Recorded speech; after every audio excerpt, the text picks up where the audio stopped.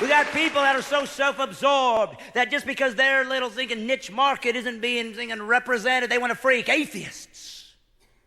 It's the only ideology that just freaks me out, man. Atheism freaks you out, eh? Well, I have to admit, I'm probably not about to help that. Let's do this.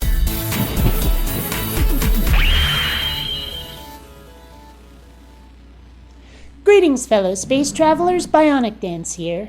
I'm introducing you now to Brad Stine. He might be a comedian, he might be a preacher. It's a little hard to tell. I also have to give credit out to Mr. Repzion for introducing me to this guy, though whether I'm going to thank him or not is another story. In any case, have a look. Atheist wants under God taken out of the Pledge of Allegiance. You know why? It offends him. I'm like, dude, you're an atheist. You don't even believe God is real. How can he offend you? You know who else I find quite horrible, but who doesn't exist? Darth Vader. I've said it before and I'll say it again. I hate your God in exactly the same way I hate Darth Vader, and for the same reasons. But let's break this down a little finer, because my objection is not whether your God exists. It's about the fact that I am pledging my allegiance to something. As you say, I don't believe that your God exists, and yet I'm expected to pledge my allegiance to a country that believes it's under this imaginary God's dominion. Can you imagine why I might not be so eager to take that oath? Let's suppose instead it said one nation under Zeus, or one nation under Allah. Would you be falling all over yourself to take that pledge?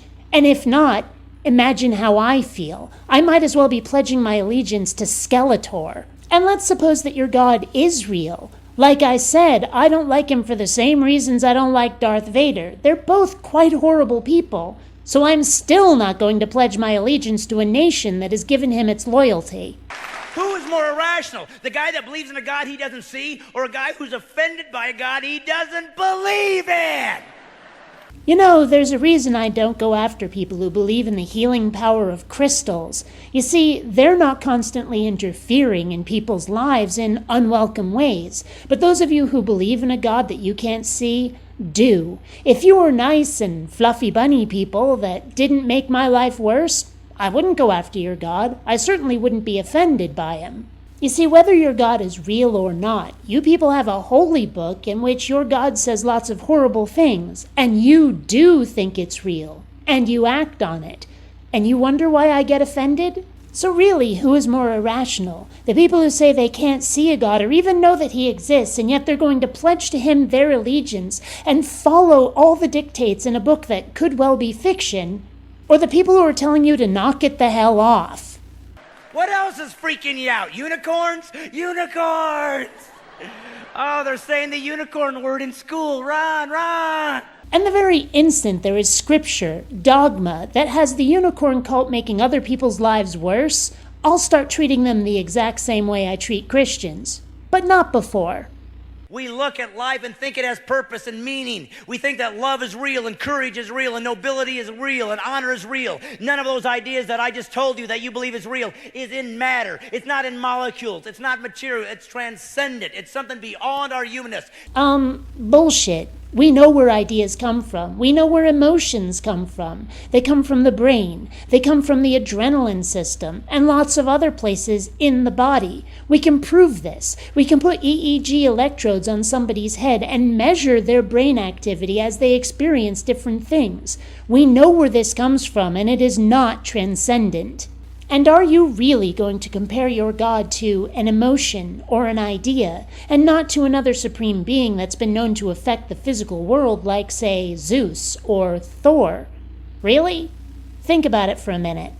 And certainly it wasn't evolved by evolution, because evolution says that whatever happens to survive is all that matters. That's all that matters. And do you seriously think that emotions weren't part of that? That a sense of right and wrong weren't part of that? The animal that had the greatest adrenaline rush from fear might be the one that got away and survived. The animals that worked together to bring down some prey would be the ones who ate more and survived better. Fear, cooperation, yes, even morality were all survival instincts. They helped with evolution. No God required. which means right and wrong doesn't exist. Culture just creates it as it goes. You gotta be kidding me. You see beauty and you see the majesty of creation, for crying out loud. You see God and his handiwork. Look, I'm happy it's pretty, and I'm happy that you're impressed. But just because something is aesthetically pleasing does not mean that there's a protective, all-knowing, all-loving father figure up in the fucking sky. Come on, be logical. Anthony Flew, 50 years, one of the most famous philosophical atheists in the world, teaches at Oxford. One of the most influential atheist philosophers in the world, 30 books on it. Recently said he's a deist now. You know what was the convincing force to him? One of the most compelling convincing force? Intelligent design theory. By doctorates and double doctorates who say something must have done this, it couldn't have been by chance. He was convinced and became, after 50 years, a deist. Oh, so you want to name drop, do you? Gee, I wonder if I can think of any famous atheists. Some who may have been Christians or Jews at some time. Let me see. You might want to think twice before you try to argue from authority, Cupcake. I'm just saying.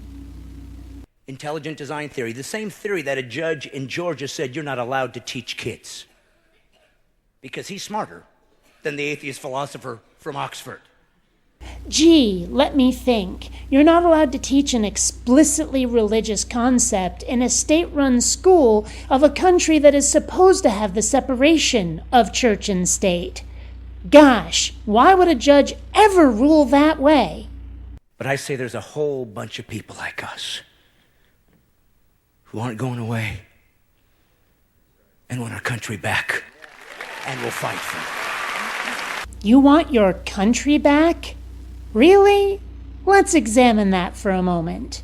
According to Pew Research, you chowderheads, and I do mean just Christians, make up 78.4% of the United States population. Now, maybe I'm a little rusty on my math, but I'm fairly certain that's a majority. And since when is this your country? I seem to remember a little something about liberty and justice for all. Are you seriously telling me that you can't live among people who aren't exactly like you? Talk about intolerant. Seems to me like somebody never learned to share.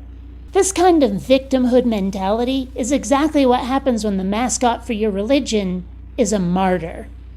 I just decided I'm going to come out. I'm a conservative and I'm a Christian and I'm proud. You're proud to be selfish, bigoted, and obnoxious? Well, whatever floats your ducky. Until next time, fellow space travelers, this is BionicDance saying don't run on automatic. Instead, please think.